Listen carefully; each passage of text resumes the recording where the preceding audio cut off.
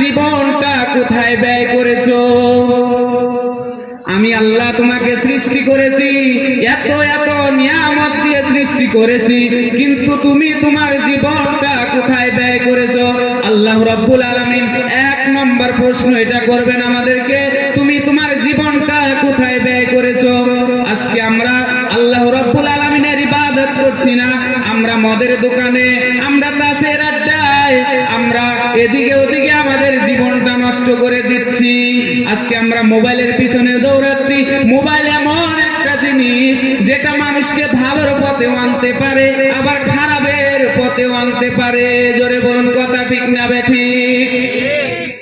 আল্লাহ রাব্বুল আলামিন এক নম্বর প্রশ্ন করবে, বান্দা তুমি তোমার জীবনটা কোথায় ব্যয় করেছো? আল্লাহ বলেন, বান্দা তুমি এটা ভেবেই নিয়েছো আমি আল্লাহ তোমাদেরকে এমনি এমনি সৃষ্টি করলাম, আমি আল্লাহ তোমাদেরকে এমনি